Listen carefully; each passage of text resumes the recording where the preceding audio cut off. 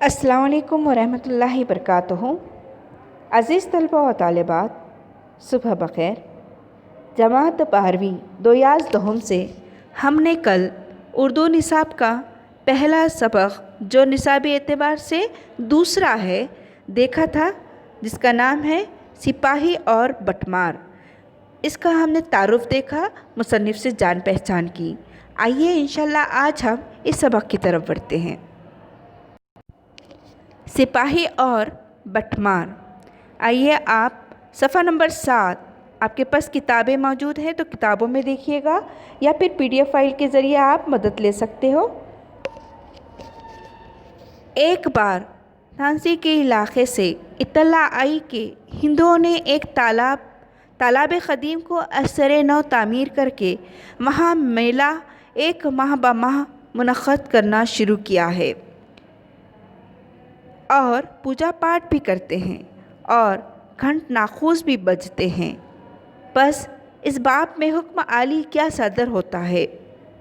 سلطان والا شان نے مفتی اعظم سے مشاورت کر کے فرمان لکھوایا کہ وہ اپنے مذہب پر ہیں، بس جب تک ان کے مناسک و رسوم کے باعث کوئی خطرہ امن و امان کے لیے نہ ہو، اس سے ہرگز کچھ تغرض نہ کیا جائے۔ آئے ہم دیکھتے ہیں سپاہی اور بٹمار اس سبق کے تحت۔ ایک بار تھانسیر کے علاقے سے اطلاع آئی۔ کیا اطلاع آئی؟ کہ ہندوؤں نے ایک تالاب قدیم کو اثر نو تعمیر کر کے، ایک پرانا قدیم تالاب تھا، اس کو دوبارہ سے تعمیر کیا، بند وغیرہ شاید باندھے، اور اس کے بعد وہاں پر ایک میلہ منعقد ہوا اور پوجا پاٹ وغیرہ کرنا شروع کر دیے۔ اب یہ بات کچھ اور لوگوں کو، دیگر طبقات کے، دیگر مذاہب کے لوگوں کو مناسب نہیں لگ رہی تھی، لہٰذا انہوں نے کیا کیا، فوراً اس کی شکایت حضور اعلیٰ کے سامنے یعنی سلطان بادشاہ کے پاس لے آئے اور انہوں نے ساری کیفیت کو، ساری رودات کو بیان کیا۔ جب بیان کیا تو حکم صادر ہونے کا انتظار کرنے لگے۔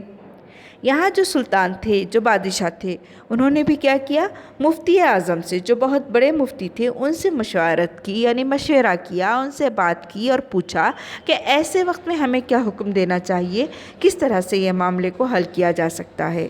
تو مفتی اعظم نے کہا کہ وہ لوگ تو اپنے رسوم و رواج کے مطابق عمل کر رہے ہیں، اپنے مذہب پر ہیں۔ ہاں، اگر ان کی رسومات کے ذریعے اگر کوئی خطرہ لاحق ہوتا ہے امن اور سلامتی کو، تو پھر اس وقت ہم کچھ کر سکتے ہیں، لیکن تب تک کسی قسم کا کوئی شور شرابہ یا کوئی ہنگامہ کرنے کی ضرورت نہیں ہے۔ انتظام سلطنت میں ہوشیاری اور خبرداری کی غرض سے حضرت دہلی اور اس کے گرد و نواح میں 80,000 مسلح فوج ہر وقت تیار رہتی تھی۔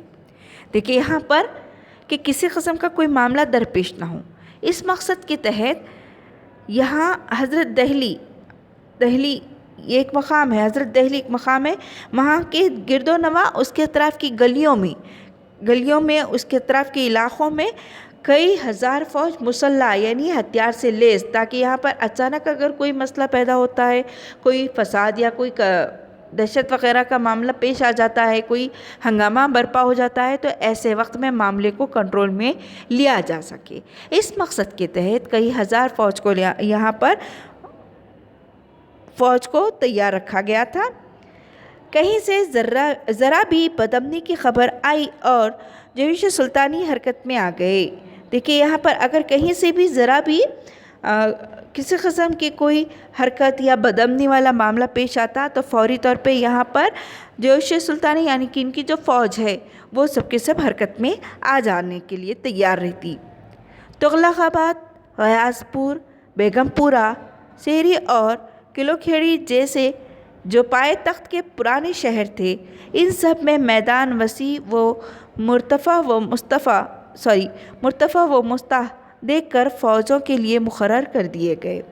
دیکھیں یہاں پر پائے تخت یعنی کہ جس کو ہم راجدھانی کہہ سکتے ہیں، جس کو ہم کہہ سکتے ہیں جہاں پر حکومت کے مراکز تھے یہ، تو یہاں میدان میں زیادہ سے زیادہ فوج کو مقرر کیا گیا تاکہ کسی قسم کی کوئی پریشانی لاحق نہ ہو۔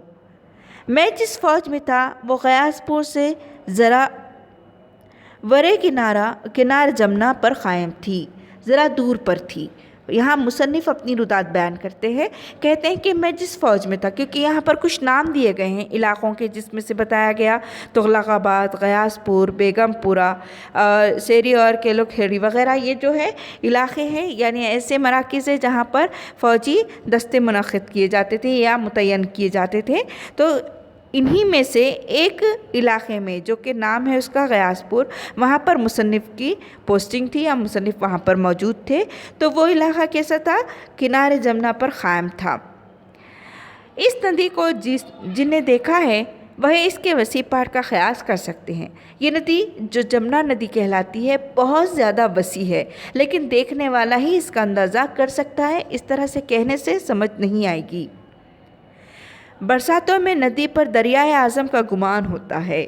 جب برسات کا موسم ہوتا ہے، بارش زیادہ ہونے لگتی ہے تو یہ ندی اتنی زیادہ وسیع ہوتی ہے، یوں لگتا ہے گویا یہ تمام دریاؤں کی شہنشاہ ہے یا دریاؤں کی ندی اعظم ہے، دریائے اعظم ہے۔ غازی آباد میں ہنڈن کے ورلے کنارے سے کچھ آگے جنوب کی طرف سے لے کر اوکھلے تک سارا علاقہ پانی سے بھر جاتا۔ اب دیکھیے وہاں کے مناظر کو پیش کرتے ہیں مصنف، کہتے ہیں کہ یہاں غازی آباد میں ہنڈن کے ورلے کنارے، اوپری کنارے سے لے کر کے جنوب کی طرف سے اوکھلے تک سارا علاقہ پانی سے بھر جاتا تھا۔ اسی بنا پر اس علاقے کو خلق اللہ تنز پٹ پڑگنج کہنے لگی تھی۔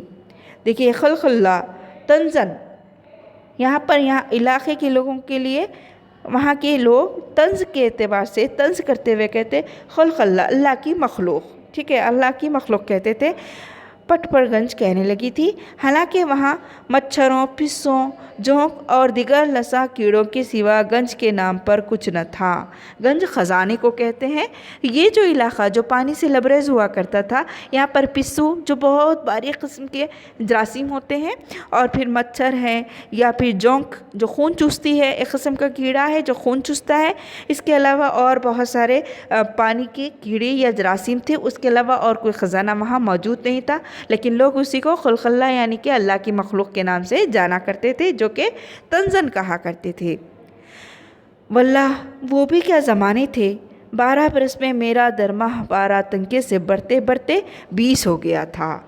دیکھیے یہاں پر مصنف اپنے پرانے زمانے کو یاد کرتے ہوئے کہتے ہیں کہ کیا اچھے زمانے تھے کہ میرا جو مہانہ تھا، یعنی کہ میرے جو تنخواہ تھی وہ 12 تنکے تھا، لیکن بڑھتے بڑھتے 20 ہو چکا تھا۔ اس زمانے میں 5 تنکا ماہانہ پانے والے اجلے خرچ سے رہتے تھے۔ اجلے خرچ سے رہنا، شاہی انداز میں رہنا، ٹھاٹھ کی زندگی گزارنا۔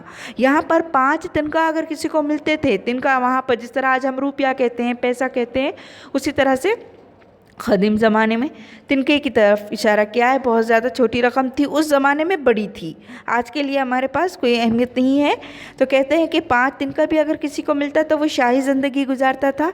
سلطان بہلول لودھی کو اللہ بخشے، ان کا جاری کیا ہوا تانبے کا سکہ بہلولی کہلاتا تھا۔ اس زمانے میں انہوں نے جو سکہ رائج کیا تھا سلطان لودھی صاحب نے، تو اس کو بہلولی کا نام دیا گیا تھا۔ وہ اب بھی رائج تھا، اور اس میں طاقت اس قدر تھی کہ آدمی یہاں سے کول تک کا سفر اپنے گھوڑے کے ساتھ کرتا تو ایک بہلولی اس کے لیے کافی ہوتا۔ مطلب اس سکے کی اب بھی اہمیت باقی تھی۔ مجھے اپنے گھوڑے کے ساز و یراق سائز اور اسلحے کی دیکھ بھال پر بہت صرف کرنا پڑتا تھا۔ دیکھیے یہاں پر مصنف کے پاس جو گھوڑا تھا، اس کی دیکھ بھال کے لیے، اور سائز گھوڑے کی رکھوالی کرنے والی کو کہتے ہیں، اس کے لیے پیمنٹ وغیرہ، تنخواہ وغیرہ دینے کے لیے بہت زیادہ خرچ کرنا پڑتا تھا۔ پھر بھی میں ہر مہینے 3 سے 4 تنکے گھر بھجوا دیا کرتا تھا۔ 3 سے 4 تنکے یعنی کہ یہ جو رقم بچتی تھی وہ اپنے گھر بھیج دیا کرتے تھے، سارا خرچ ہونے کے بعد بھی۔ انشاءاللہ اگلے لیکچر میں ہم بقیہ حصہ دیکھتے ہیں۔ تب تک کے لیے اللہ حافظ۔